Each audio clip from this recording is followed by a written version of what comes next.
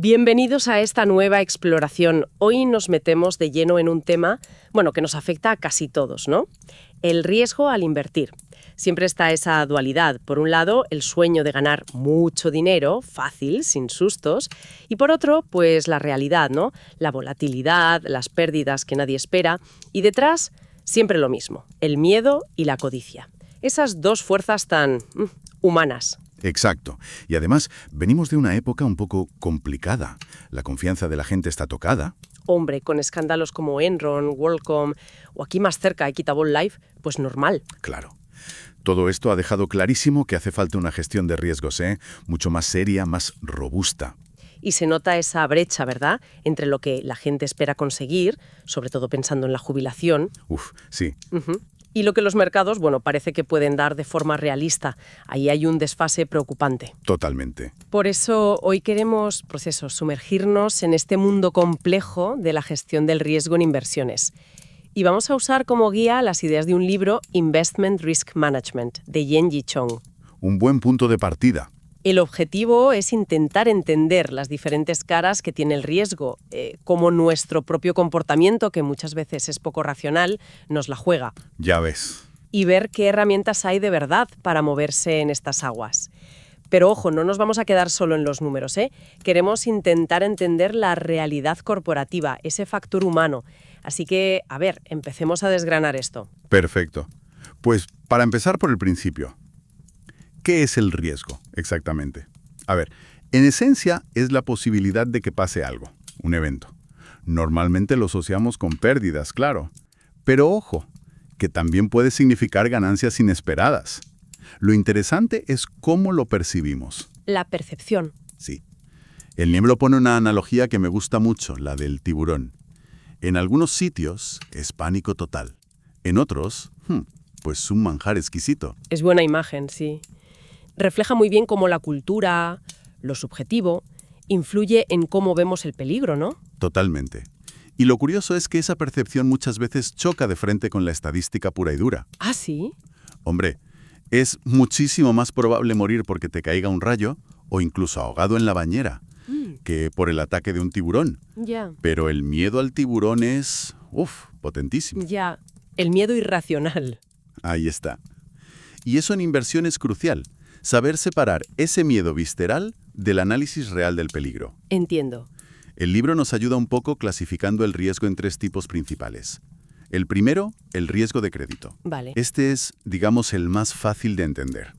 La posibilidad de palmar pasta porque alguien a quien le has prestado, un deudor, pues no te paga. Impaga. Claro, el riesgo de que no te devuelvan tu dinero. De impago. Eso es. El libro menciona ejemplos como Commerzbank, que tuvo que provisionar miles de millones por posibles impagos. Ahí lo tienes. Vale. Riesgo de crédito. El segundo. Segundo, riesgo de mercado. Este viene de los vaivenes del mercado en general. Cambios en los precios de las acciones, los tipos de interés, las divisas, todo eso. Cualquiera que esté en una mesa de negociación de bonos, por ejemplo, vive con este riesgo cada minuto. Entendido. ¿Y el tercero has dicho que era? Sonaba como más difuso. ¿Operacional? Sí, riesgo operacional. El Comité de Basilea lo define como el riesgo de pérdida que viene de que las cosas dentro de la empresa fallen. Procesos internos que no van bien o que son inadecuados, errores de la gente, fallos de los sistemas informáticos o incluso por eventos externos. O sea, un cajón desastre bastante grande. Enorme. Y como apunta el libro, suele ser la causa raíz de muchos de los desastres financieros más espectaculares que hemos visto. Como los que comentabas antes. Enron, Barings. Exacto. Barings con Nick Leeson, el caso de Allied Irish Banks con John Rusnak, el propio colapso de Equitable Life, todos tenían un componente de riesgo operacional gigantesco. Puede ser desde un error humano tonto hasta un fallo gordo del sistema o directamente un fraude. Es el riesgo de cómo se hacen las cosas dentro. Y ahí, claro, entra de lleno el factor humano, que decías que era clave. El libro insiste mucho en algo que choca con la teoría económica de siempre. ¿No somos tan racionales como nos pensamos cuando invertimos? Ni de broma. Los estudios de finanzas conductuales lo demuestran una y otra vez. Tenemos eso de la aversión a la pérdida. ¿Qué es eso exactamente? Pues que nos duele muchísimo más perder, 100 euros que la alegría que nos da ganar esos mismos 100 euros. O incluso ganar 150. La pérdida pesa más. Es verdad. Y luego está la ley de los pequeños números. Sacamos conclusiones súper generales de poquísimas experiencias. Como si por acertar un par de veces invirtiendo ya fuéramos Warren Buffett. Sí, es fácil caer en eso. Y el libro dice que esto afecta hasta los jefes, ¿no? Con esa comparación de los CEOs con pájaros. Sí, es una forma muy gráfica, la verdad, de ver los diferentes apetitos por el riesgo que hay en el liderazgo. Tienes al águila, que está siempre buscando la próxima compra o fusión, ¿sabes? El dodo, que es totalmente fóbico al riesgo, lo evita como la peste. El avestruz imagino que mete la cabeza bajo tierra. Exacto. El avestruz prefiere ignorar los peligros. Luego está el búho, que busca un riesgo más calculado, aceptable. Y la urraca, que se lanza por cualquier cosa nueva y brillante, aunque sea súper arriesgada. O sea, que saber qué pájaro manda podría dar pistas sobre cómo se gestiona el riesgo en esa empresa. Interesante. Pero, más allá de estilos, ¿qué pasa si la información sobre esos líderes es directamente mentira? Ahí tocas un punto crítico del riesgo operacional. El libro cita un estudio de Kroll Inc., que es una firma de investigación potente. Ajá. Y encontraron que el 25% de los currículums de altos ejecutivos tenían información falsa. ¿Un 25%? Pero bueno. Es tremendo. Dan el ejemplo del director financiero de Veritas Software. Tuvo que dimitir porque se descubrió que no tenía el MBA de Stanford que ponía en su currículum. Madre mía. Y supongo que verificar esa información, no sé, no será tan caro comparado con el destrozo que puede hacer alguien que no es quien dice ser o que directamente es un fraude en un puesto clave. Exactamente. Es una complacencia que puede salir carísima. Y esta variedad de actitudes ante el riesgo, claro, también la vemos en los inversores de a pie. Están los muy conservadores, los adversos al riesgo, que lo primero es no perder, los neutrales, que buscan un equilibrio, y luego los que buscan riesgo, los especuladores. Como los day traders, por ejemplo. Esos mismos. Buscan ganancias rápidas, asumiendo mucho riesgo. Aunque bueno, las estadísticas dicen que la mayoría acaban perdiendo dinero, la verdad. Entendido. O sea, tenemos distintos tipos de riesgo y personas que los afrontan de formas muy diferentes y a menudo irracionales. Vale. Entonces, ¿qué herramientas usan los profesionales para intentar poner orden en todo esto? Supongo que aquí entran los modelos matemáticos y demás. Aquí entran, sí. Pero con muchos matices y, ojo, con sus peligros. A ver, empecemos por lo básico, los clásicos. El KPM, el modelo de valoración de activos financieros. Sí. Nos dio la famosa beta, esa idea para medir cuánto se mueve una acción en relación con el mercado. Vale, la sensibilidad al mercado. Eso. Y luego la teoría de carteras eficientes de Markowitz, que nos enseñó a diversificar, a combinar activos buscando la mejor rentabilidad para el riesgo que quieras asumir. Son como los cimientos. Pero la industria ha ido mucho más allá de eso, ¿no? Se oye hablar un montón del VAR, por ejemplo, Value at Risk. El VAR, sí, se puso súper de moda. Intenta responder a una pregunta que parece sencilla. ¿Cuánto es lo máximo que puedo esperar perder en mi cartera, pongamos, en un día, con un 99% de confianza? ¿Suena útil, a que sí? Hombre, parece un número mágico que te da como tranquilidad, ¿no? Saber hasta aquí puedo perder. Y ahí está el peligro, justo ahí. Como advierte el libro, la gran trampa del VAR, no solo sus problemas técnicos. ¿Qué problemas? Pues que asume, por ejemplo, distribuciones normales de probabilidad, y los mercados a veces hacen cosas muy raras, nada normales, y que no te dice cómo puedes perder ese dinero, solo cuánto. Pero lo peor, ¿qué? Es la falsa sensación de control que crea. Puede hacer que las entidades se confíen, que bajen la guardia justo ante esos eventos extremos, los cisnes negros, que son los que de verdad te pueden arruinar. Entiendo. Es como tener un detector de humos que solo pita si el fuego es pequeñito, pero si hay un incendio gordo, se calla. Exacto. Muy buena analogía. Te hace sentir seguro mientras el peligro de verdad se está cociendo sin que te enteres. Vaya tela. Y hay otras herramientas. Has mencionado la simulación Monte Carlo. Sí, la simulación Monte Carlo es más sofisticada. En vez de asumir una distribución simple, lo que hace es simular miles o millones de escenarios posibles para ver cómo se comportaría la cartera en cada uno. Suena más realista que el VAR. Lo es, porque no depende de supuestos tan rígidos. Pero. Siempre hay un pero. Jaja, siempre. El pero aquí es la subjetividad. ¿Qué modelo matemático usas para hacer las simulaciones? ¿Cuántas haces? Siempre está el riesgo de elegir el modelo o interpretar los resultados para que digan lo que tú ya querías oír. Claro, cocinar un poco los números. Un poco sí. El libro menciona un caso de Citicorp que usó 1 millón de simulaciones para prever impagos. Huele un poco a querer justificar una decisión más que a explorar la realidad, ¿no? Ya. O sea que los modelos no son la panacea, ni mucho menos. Y parece que hay críticas más generales a todos ellos. Sí, varias importantes. Primero, que muchos te dan una foto fija de la cartera, pero los mercados están cambiando cada segundo. Cierto. Segundo, el efecto rebaño. Si todos los grandes bancos usan modelos parecidos con los mismos fallos, pues cuando algo va mal, les va mal a todos a la vez. Y eso crea riesgo sistémico. El efecto dominó. Exacto. Tercero, que simplifican demasiado productos financieros que son súper complejos y se pierden detalles importantes. Y cuarto, la valoración a precios de mercado, el mark to market o MTM, ¿Qué pasa con ella? pues que, aunque es necesaria, se basa en datos históricos que igual no se repiten. Y además, como demostraron Leeson o Rusnak, se puede manipular para ocultar pérdidas. Vaya panorama con los modelos. ¿Y el RAROC? Suena a otro acrónimo de estos complicados. RAROC, rentabilidad ajustada al riesgo sobre el capital. A ver, la idea en sí es buena. ¿Cuál es? Medir si una línea de negocio, un departamento, lo que sea, da beneficios suficientes como para compensar el riesgo que asume y el capital que necesita. Ayuda a comparar qué partes de la empresa son más eficientes usando el capital. Vale, para ver dónde se gana más dinero en relación al riesgo. Eso es. Pero, de nuevo, es una foto fija, y si lo usas de forma muy simplista, podrías acabar cerrando departamentos que son vitales, como el de control de riesgos o el de contabilidad, solo porque no generan ingresos directos. Claro, sería absurdo. Parece que todas estas herramientas tan sofisticadas tienen sus límites y sus peligros, ¿eh? Y esto nos lleva de vuelta a la crisis de confianza y a los problemas de gobierno corporativo que comentábamos al principio. Exacto. Después de tantos escándalos, pues no es de extrañar que la gente desconfíe. El libro cita una encuesta en Reino Unido. El 62% de los inversores confiaba menos en los informes de las empresas. Hay una desconexión total entre el riesgo que la gente percibe y el que de verdad existe.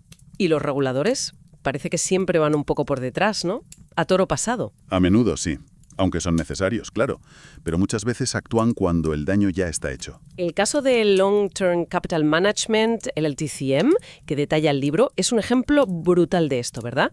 Tenían premios Nobel metidos ahí. Y ni con esas. Colapsó de forma estrepitosa en 1998. ¿Por qué? Pues por varios motivos. Una concentración de riesgos brutal. Estaban metidos hasta las cejas en lo mismo. Un apalancamiento, o sea, endeudamiento excesivo. Y que ocurrió un evento imposible. Que Rusia no pagara su deuda. El cisne negro del que hablabas. Exacto. La Reserva Federal tuvo que organizar un rescate masivo para que no se llevara por delante a medio sistema financiero. La lección clave que saca el libro es, ni la reputación más brillante ni los modelos matemáticos más flipantes te salvan si te saltas los principios básicos de gestión de riesgos. No diversificar, apalancarse demasiado. Una lección carísima. Y no fue el único caso, por desgracia. El libro también recuerda el escándalo de la venta engañosa de pensiones en Reino Unido. Uf, sí, un desastre para más de 1 millón de personas. Les convencieron para dejar sus planes de pensiones de empresa, que solían ser seguros, por otros productos Inadecuados. totalmente. Las compensaciones fueron de más de 12.000 millones de libras. Ahí surgió un concepto importante, el riesgo de idoneidad, venderle a alguien algo que simplemente no es para esa persona. Y también mencionas los Split Capital Investment Trusts. Otro caso británico, ¿no? Sí, otro lío gordo. Eran fondos cerrados, bastante complejos, que se vendieron como si fueran súper seguros, casi sin riesgo. Miles de inversores perdieron un dineral. ¿Cuál fue el problema ahí? El problema central fue lo que llamaron el círculo mágico. Estos fondos invertían unos en otros, crearon una red que cuando el mercado empezó a caer amplificó las pérdidas de forma brutal y además estaban muy endeudados. Y otra vez la regulación llegó tarde. Visto todo esto, que da un poco de vértigo, ¿cómo pueden las empresas o los propios inversores intentar anticiparse? El libro habla de un radar de alerta temprana. Sí, un sistema AEW o Airborne Early Warning, como esos aviones radar militares. La idea es detectar los problemas antes de que sea demasiado tarde. ¿Y qué formaría parte de ese radar? Pues mira, Herramientas como los ratings de crédito de agencias tipo Moody's o S&P son parte del radar, pero a menudo reaccionan tarde o se basan en información que ya es vieja. Ya. Luego tienes normas contables más estrictas, como las normas internacionales de contabilidad, NIC o IFRS, o leyes como la Sarbanes-Oxley en Estados Unidos, que buscan más transparencia. Ayudan, pero no son la solución definitiva por sí solas. ¿Y el seguro? ¿Qué papel juega en todo esto? Luego te cubren. También puede usarse para financiar riesgos con estructuras como las cautivas. ¿Cautivas? Son como aseguradoras propias de la empresa. Pero el seguro tiene sus límites. Está el riesgo moral. Si sabes que estás asegurado, quizás te relajas y eres menos cuidadoso. Puede ser. Y los costes se han disparado, sobre todo los seguros para directivos y consejeros, los DIO. El libro pone el ejemplo de General Electric. Su prima se cuadruplicó en un año después de los escándalos corporativos. Madre mía. Las aseguradoras ahora tienen que mirar con lupa a quién aseguran. Y siempre queda la opción de autoasegurarse para una parte del riesgo, lo que se llama retención autoasegurada, SIR. Vale. Volvamos un momento al riesgo operacional.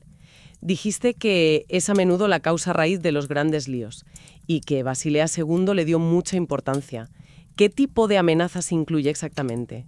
Pueden ser internas o externas. Internamente, pues va desde el robo por parte de empleados. El libro menciona un dato curioso. En tiendas británicas, el 28% del hurto era interno. Casi un tercio. Sí, hasta el gran fraude en la cúpula directiva. A veces los propios incentivos de los CEOs les empujan a maquillar las cuentas. Recordemos a Andersen con Enron. Y es difícil que los auditores lo pillen todo, ¿eh? Pero no solo pasa arriba, ¿verdad?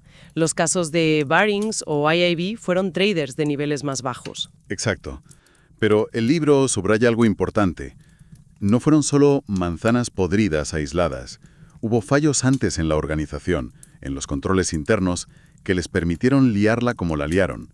También menciona el caso de Deutsche Morgan Brenfeld, DMG, con un tal Peter Young, que usó unas entidades instrumentales muy complejas, las SPPVs, Special Purpose Vehicles, para ocultar pérdidas millonarias en fondos. Vaya tela. ¿Y amenazas externas? Pues el ejemplo clásico que da el libro es el fraude nigeriano, el timo del 419. Ah, sí, el del príncipe nigeriano. Ese mismo. Parece mentira, pero es una estafa bastante obvia y sigue funcionando. ¿Por qué? Porque apela directamente a la codicia y a la ingenuidad de algunos. Increíble. Bueno, frente a todo este panorama, el libro propone un enfoque que suena diferente, la gestión orgánica del riesgo, ORM. ¿En qué consiste? Suena biológico. Jaja, sí, el nombre es curioso. La idea clave de la ORM, Organic Risk Management, es centrarse en la fuente humana del riesgo. Propone ir más allá de los números, de los modelos. ¿Y cómo? Pues aboga por aplicar técnicas casi forenses, investigar a fondo a las personas clave, verificar sus antecedentes de forma exhaustiva, hacer entrevistas estructuradas. El libro incluso dice que se pueden inspirar en técnicas del FBI o de la policía. O sea, investigar a fondo a la gente. Exacto.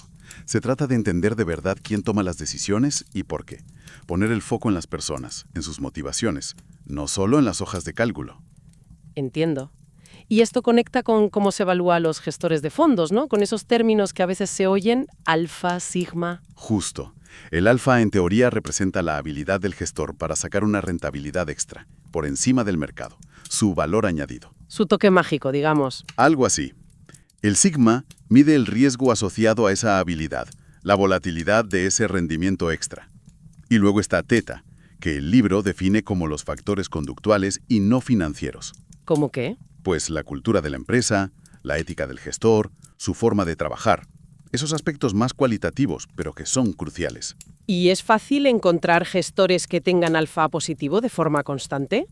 ¿Que sean buenos de verdad? Muy difícil. El libro lo muestra gráficamente. Muchas veces confundimos la buena suerte con la habilidad real. Hay gestores estrella que brillan un tiempo y luego, desaparecen. Ya. Esto alimenta el debate de siempre. ¿Es mejor intentar ganarle al mercado, gestión activa, o simplemente copiarlo con un fondo índice, gestión pasiva? Claro. Y nos lleva a distinguir entre la gestión que parece buena, el libro la llama Seems Good, por el marketing o la reputación que tiene, y la que de verdad te deja dormir tranquilo, Sleep Well, porque es sólida, fiable, transparente. Me gusta esa distinción, seems good versus sleep well. Hablando de solidez, las regulaciones como Basilea II intentaron reforzar todo el sistema bancario después de las crisis. ¿Puedes resumirnos un poco su enfoque?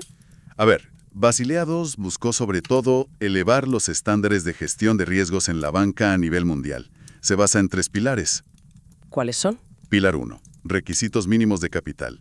Básicamente, cuanto más riesgo asume un banco, más capital tiene que tener de colchón. Pilar 2. Revisión supervisora. Los reguladores tienen que vigilar de cerca cómo gestiona el riesgo cada banco. Y pilar 3. Disciplina de mercado. Exigir más transparencia para que el propio mercado presione a los bancos a ser más prudentes. ¿Y qué tal funcionó? ¿Cuál fue el impacto? Bueno, creó incentivos para que los bancos usaran métodos más sofisticados, sobre todo para medir y gestionar ese riesgo operacional del que tanto hemos hablado. Ajá. Pero también se le criticó que podía crear una banca a 2 velocidades. Los bancos grandes, con más pasta y recursos para desarrollar modelos avanzados, como el LAMA, Advanced Measurement Approach, quizás acababan con menores requisitos de capital que los bancos pequeños, que usaban métodos más simples. Mencionaste LAMA. ¿Qué implicaba eso para el riesgo operacional? Pues una de las claves del LAMA era que los bancos tenían que crear y mantener una base de datos interna de todas sus pérdidas operacionales. Registrar todos los fallos. Todos. Errores, fraudes, fallos de sistemas, todo. La idea era analizar patrones, intentar predecir riesgos futuros y, claro, reducirlos. Suena muy lógico sobre el papel. Pero me imagino que llevar eso a la práctica, ¡buaf! Pues sí, un lío. Recopilar esos datos es súper complejo. ¿Cómo clasificas un error? ¿Fue un error interno o culpa de un proveedor externo? ¿El trader cometió un fallo sin querer o fue fraude deliberado? Claro, hay muchos matices. Exacto. Hay mucho riesgo de que la clasificación sea inconsistente entre bancos o incluso dentro del mismo banco, y el peligro de que se convierta solo en un ejercicio burocrático para cumplir el expediente con el regulador sin que haya un análisis real detrás que sirva para mejorar de verdad. Entiendo. Entonces parece que ni los modelos súper sofisticados ni la regulación por sí sola son la solución mágica.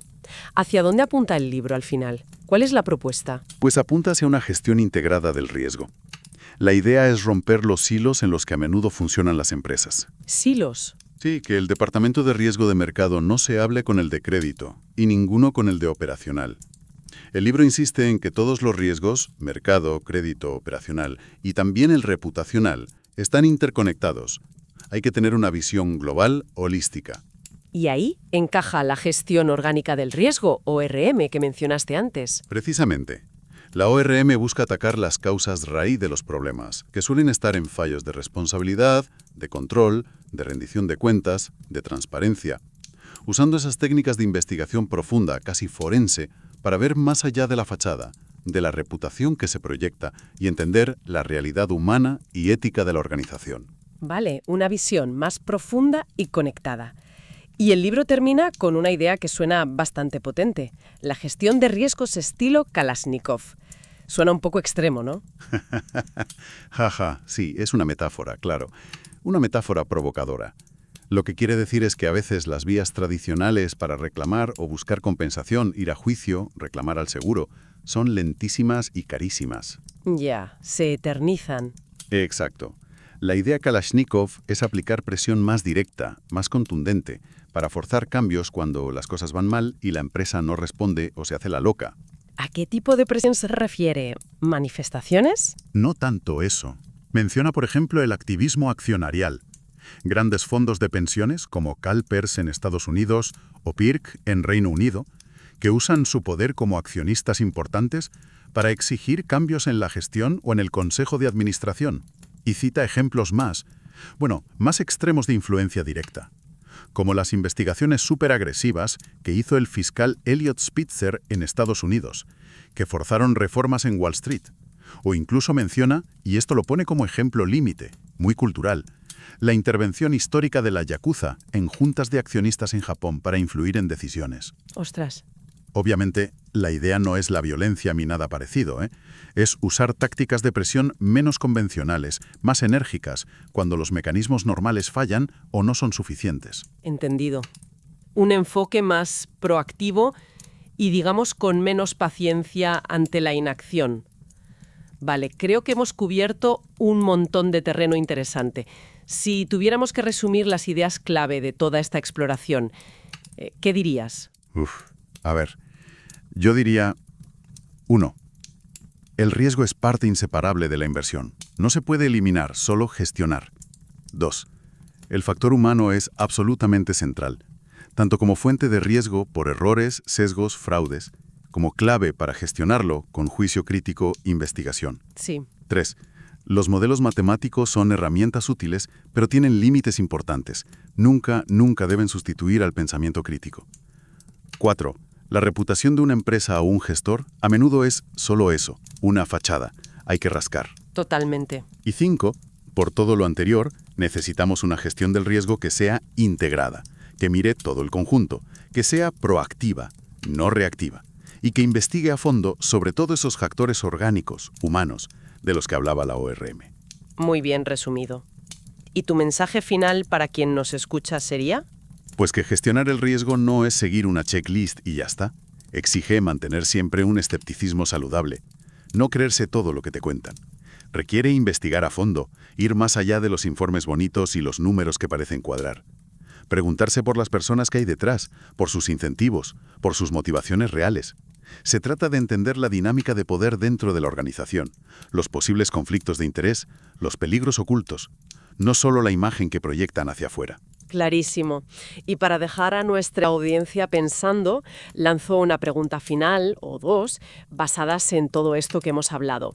Si la reputación y los informes oficiales pueden ser tan engañosos, ¿en qué otras señales, quizá menos obvias, deberíamos fijarnos para intentar intuir la verdadera solidez y fiabilidad de una empresa o de un gestor antes de confiarle nuestro dinero? O esta otra, sabiendo lo difícil que es controlar los riesgos que vienen del comportamiento humano, de nuestros propios sesgos y errores, ¿dónde ponemos el equilibrio? ¿Cuánto debemos confiar en los sistemas, en los procesos automatizados, en los algoritmos? ¿Y cuánto en el juicio, en la intuición humana al tomar decisiones de inversión que son cruciales? Ahí quedan esas reflexiones para darle una vuelta.